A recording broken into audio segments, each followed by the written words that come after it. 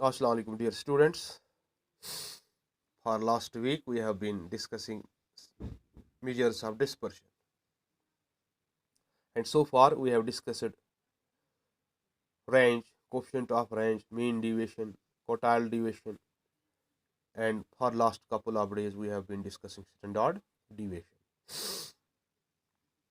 Now, today we have to discuss another important concept, that is coefficient of variation. The coefficient of variation, it is basically percentage expression of standard deviation. Coefficient of variation is percentage expression of standard deviation. Or in other words, we can say it's 100 times the coefficient of dispersion based on standard deviation of a statistical series.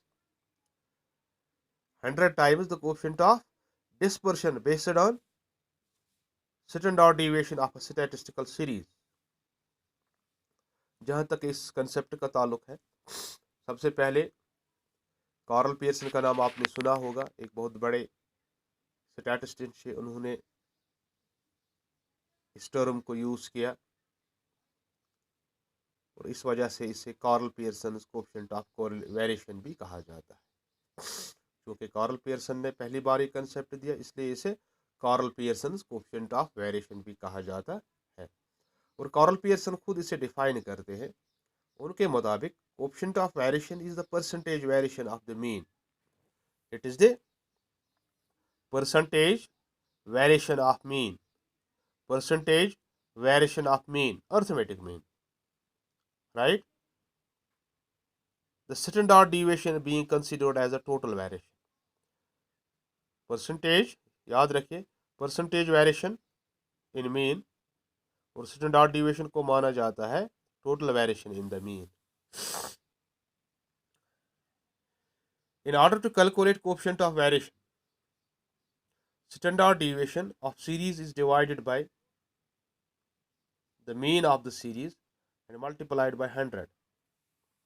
Coefficient of variation को calculate करने के लिए हम standard deviation को arithmetic mean से divide करते हैं और फिर 100 से मल्टीप्लाई करते हैं.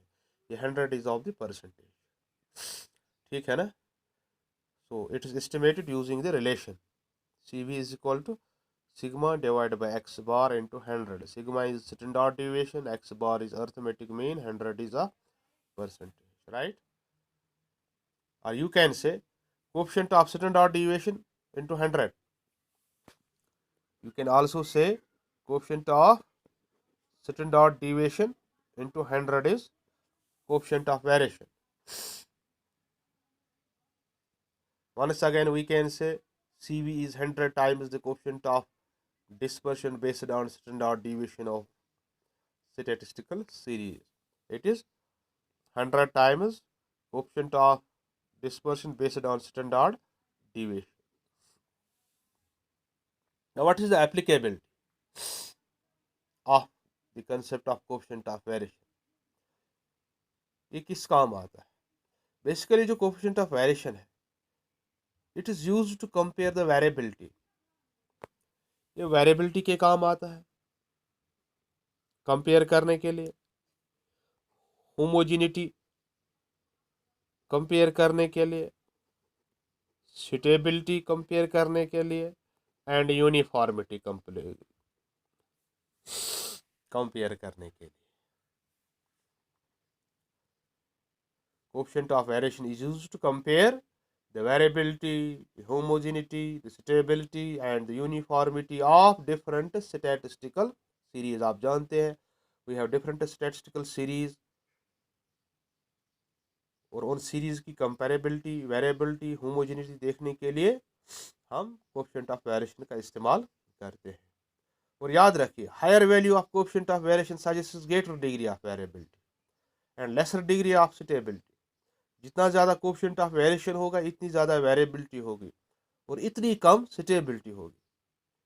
On the other hand, lower value of coefficient of variation suggests lower degree of variability and higher degree of stability, uniformity, homogeneity and consistency. आपको याद रखना है, जितना वैल्यू CV का ज़्यादा होगा, हाई होगा, इतनी वेरिएबिलिटी ज़्यादा होती है लेकिन स्टेबिलिटी कम होती है.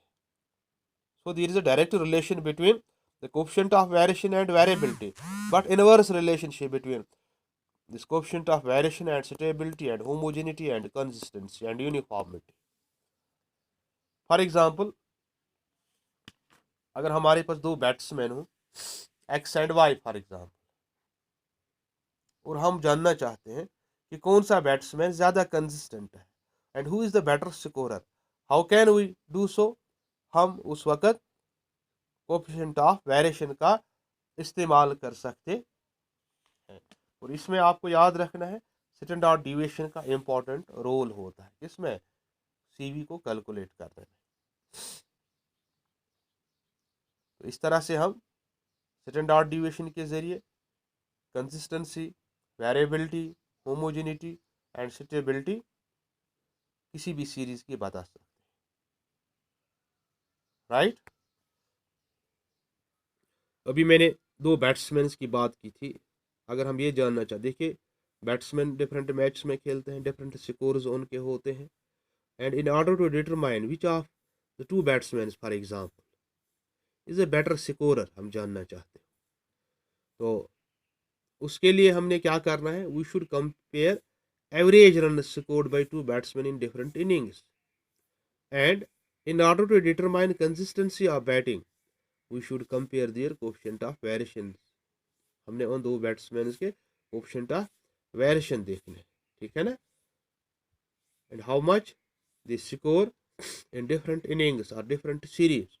उसके लिए we have to take an example and see the scores of different batsmen in different series and determine their consistency and their better score. ठीक है ना. इसके लिए we have to take an example that will be done inshallah in the next class. तब तक के लिए आपको सिंपली याद रखना है कि जो कोएफिशिएंट ऑफ वेरिएशन है it is simply defined as standard deviation expressed as the percentage of arithmetic mean. तो कल नेक्स्ट क्लास में यही होगा कि we will try to find out coefficient of variation for different series, and then we have one more important topic, that's Lorentz curve. ठीक है ना. तो कल के लिए ये दो important topics हैं. इंशाल्लाह tomorrow we will try to discuss these. तब तक के लिए go through your books. ठीक है ना. ये concepts आपकी बुक में अच्छी तरह से डिटेल्ड एक्सप्लेनेड है. आप देखिए, go through your books and try to have a deeper clarification of the facts there. In case you find any problem, contact me, WhatsApp me, SMS me. I am at your disposal. Thank you very much.